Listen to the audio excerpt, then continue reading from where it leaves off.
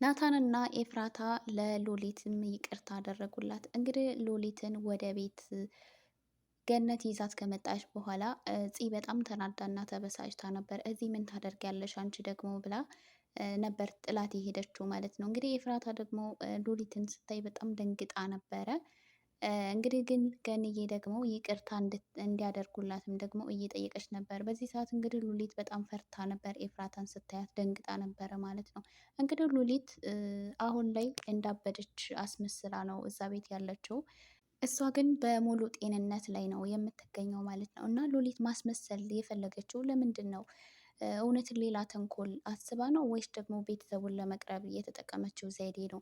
እንግዲህ ገነት በጣም ብዙ ጊዜ ጎዳና ላይ ባለችበት ሰዓት ምሳ እየወሰደች እንደዚሁ የሚያስፈልጋትን ነገር እያደረገችላት ስትንከባከባትና ስትቆጣጠራትም ጭምር ነበረ ማለት ነው። ግን አንድ ቀና ሉሊት እንግዲህ ማንም ሰው በሌለበት ሰዓት ገነትን አንድ ክፍል ውስጥ በጋዝ አፍናት ነበረ ማለት ነው። እንግዲህ ያንን ያደረገችው እንግዲህ ወረቀት ጽፋ ምሳ እንድታመጣላት እና በጣም እንደራባት ተናግራ ጽፋላት ነበር፣ አስቀምጣላት ነበር። እንግዲህ ያንን አይታ ወደ ውስጥ በገባችበት ሰዓት ነበር እንደዚህ አይነት ነገር ያጋጠማት ማለት ነው።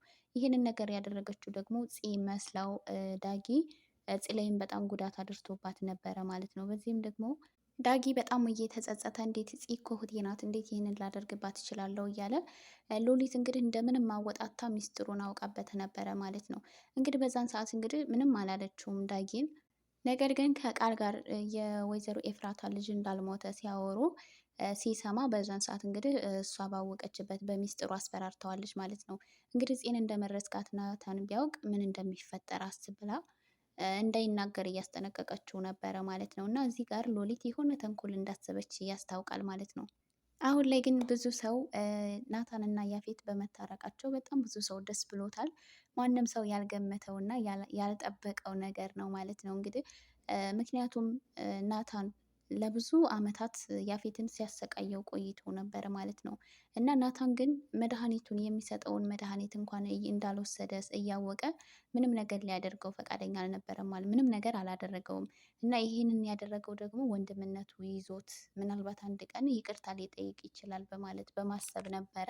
በስተመጨረሻም እንግዲህ ያፌት ይቅርታ ጠይቆ ከቤተሰቡ ጋር ስምምነት ፈጥሯል ማለት ነው። እና በዚህ ደስ ያላችሁ እስኪ ላይክ እያደረጋችሁ ደስታቸውን ገለጹ። እንግዲህ ያፌትና ናታን ለመታረቃቸው ምክንያት የሆነው እንዲታረቁ ያደረገው ከዛ ከነበረበትም እንዲወጣ ያደረገው እንግዲህ አቤል ነው። በጣም ጥሩ ነገር ነው ያደረገው ማለት ነው። እንግዲህ ያፌት በጣም ብዙ ጊዜ የወንድሞቹን የቤተሰቦቹን ይቅርታ አግኝቶ ጥሩ ሰው ለመሆን ሲያስብ እና ሲሞክር ነበረ። እንግዲህ ይህንን ነገር ተመልክቶ አቤል እንዲታረቁ አድርጓቸዋል ማለት ነው። እንግዲህ ያፌት ይቅርታ ካላደረጉልኝ ከዚህ መውጣት አልፈልግም ብሎት ነበረ ማለት ነው ለአቤል።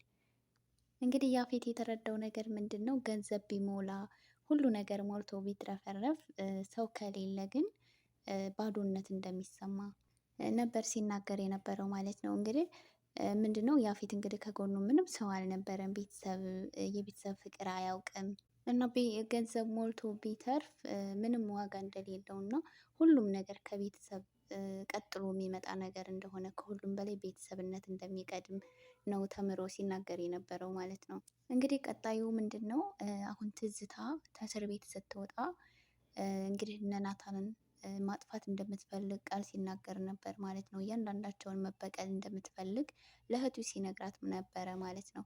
አሁን እንግዲህ ናታን ከጎኑ አብሮት ችግሮቹን የሚካፈል የሚጋፈጥ ወንድም መከታ የሚሆን አግኝቷል ማለት ነው። እና ያፌትና ናታን ሆኖ አሁን ላይ ትዝታን ይጋፈጧታል ማለት ነው። እና ልጃቸውንም እንደሚያስመልሱ ተስፋ እናደርጋለን ማለት ነው። እንግዲህ አሁን ትልቅ ጠላት የምትሆንባቸው ትዝታ ናት ማለት ነው። በዛ ላይ ደግሞ ቃል ኤፍራታን አፍቅሯታል። ስለዚህ ተጣልተው በነበሩበት ሰዓት ነው እንግዲህ ኤፍራታን ሲከታተላት በነበረበት ሰዓት እያፈቀራት ማለት ነው። ስለዚህ ከዚህ ከትዝታ ደግሞ ልጠብቃትና ላድናት የምችለው እኔ ብቻ ነኝ ብሎ ለእህቱ ሲናገር ነበር። እህቱን በዛን ሰዓት ምንድን ነው የመለሰችለት? ባሏ ነው እንጂ የሚጠብቃት አንተ ምን ቤት ነህ ስትለው ነበረ። ስለዚህ እንግዲህ እሱ ደግሞ ባሏ ሳይሆን እሱ እንደሚጠብቃት ምክንያቱም የትዝታን እያንዳንዳቸውን እቅዶቿን እና እንቅስቃሴዎቿን ስለሚያውቅ እሷን እንዳትጎዳት እንደሚከላከልላት ሲናገር ነበር ማለት ነው። ስለዚህ እንግዲህ በዚህ መሀል ናታንና ቃል ትልቅ ጦርነት ውስጥ ይገባሉ ማለት ነው። እንግዲህ ከያፌት ሲገላገል አሁን ደግሞ ቃል እንደ ጠላት ሆኖ መጥቶባቸዋል። ይህንን ጠላታቸውን ደግሞ ያፌትና ናታን ባንድ ሆነው እንደሚያሸንፉ ተስፋ እናደርጋለን ማለት ነው። ያፌት ከዚህ በኋላ የወንድሙ ጠበቃ የወንድሙ መከታ ሆኖ ይቀጥላል ማለት ነው እና ብዙ ሰው ሲመኘው እና ሲያስበው የነበረ ነገር ነው። ለሉሊትም ይቅርታ አድርገውላት እንዳለ ቤተሰቡ በሰላም በፍቅር ሌላ የውጭ ጠላታቸውን በአንድ የሚጋፈጡ እንደሚሆኑ ተስፋ እናደርጋለን። ትንሽ የሚያጠራጥረው የሉሊት ነገር ነው። ሉሊት እንግዲህ አሁን እያስመሰለች ነው። ጤነኛ ሆና ሳለ ግን ጤነኛ እንዳልሆነች ነው እያስመሰለች ያለችው ማለት ነው። እና ይህንን ነገር ደግሞ እንግዲህ ዳጊ አውቋል። ዳጊ የሚያወቀው ምንድን ነው? አንዳንድ ጊዜ ወደ ራሷ ስትመለስ በምታወራቸው እና በምታደርጋቸው ነገሮች ዳጊን እንግዲህ ስታወራው በጣም በተረጋጋና አላበድሽም አይደል እያላትም ጭምር ነበር ማለት ነው። ስለዚህ እሱ ጤነኛ እንደሆነች በደንብ አውቋል። ስለዚህ ግን በፂ ስላስፈራራችው ምንም ነገር መናገር አልፈለገም። የእህቱም ልጅ እንዳለ አውቋል። ነገር ግን ምንም ነገር መናገር አይችልም አሁን ላይ። ምናልባት እንግዲህ ሉሊት እዛ ቤት ከመጣች በኋላ ናታን እና ኤፍራታ የልጃቸው ገዳይ ማን እንደሆነ እንግዲህ አሁን ያፌት ይቅርታ ከጠይቃቸው በኋላ እንግዲህ ያፌት ነው ብለው ወይ ትዝታ ናቸው ብለው ነው የሚያስቡት። እንግዲህ አሁን ያፌት ይቅርታ ጠይቆ ልጃቸው የት እንደሆነ ይጠይቃል ማለት ነው። እንግዲህ በዛን ሰዓት ልጃቸው እንደሌለ ሲነግሩት እሱ እንዳላደረገው ያውቃል ማለት ነው። ማለት እንግዲህ ናታን ከዛን በፊት ነው ገና ያፌትን ይዞት የነበረው ማለት ነው። ስለዚህ ያፌት እንዳላደረገው በደንብ እርግጠኛ ናቸው። ስለዚህ የጥርጣሬያቸው የሚሆነው ወይ ሉሊትና ትዝታ ላይ ነው ማለት ነው። እንግዲህ ሉሊትን ደግሞ ምናልባት ስትጠየቅ ምንም የምታውቀው ነገር እንደሌለ ከተናገረች እና እነሱ ላይ ምንም አይነት ተንኮል እንዳላሰበች በደንብ ካረጋገጡ ሙሉ ትኩረታቸው ትዝታ ላይ ይሆናል ማለት ነው። ትዝታ እንግዲህ ከእስር ቤት እንደምትወጣም ናታን በደንብ ያውቃል። እንግዲህ ስትወጣ በደንብ አቀባበል እናደርግላታለን ምናምን እያለ ሲናገር ነበር ናታን ማለት ነው። ስለዚህ ትዝታን ዝም ብሎ አያልፋትም ሊበቀላት ስለሚችል በዚህ ደግሞ ያፌት ይተባበረዋል ማለት ነው። ውድ የቻናሌ ቤተሰቦች ለዚህ ቻናል አዲስ የሆናችሁ ላይክ እና ሰብስክራይብ በማድረግ ቤተሰብ ሆኖ ላይክ ሰብስክራይብ አድርጋችሁ ቤተሰብ የሆናችሁ በጣም ከልብ እናመሰግናለን። ሐረግ ድራማ ላይ እንግዲህ ሁሉም ከስህተታቸው ተምረው በአንድ ቤተሰብ በአንድ በፍቅር በመሆናቸው በጣም ደስ ብሎናል። እንግዲህ ሉሊትም በጣም ብዙ ተንኮሎችን ስታደርግ ቆይታለች። ነገር ግን ምንም ያገኘችው የተጠቀመችው ነገር የለም በመጨረሻ ጤናዋን ከማጣት ውጪ ማለት ነው። ስለዚህ አሁን ካለፉ ስህተቶቿ ተምራ ልክ እንደ ያፌት ይቅርታ ጠይቃ ከሙሉ ቤተሰብ ጋር ሰላም ትፈጥራለች።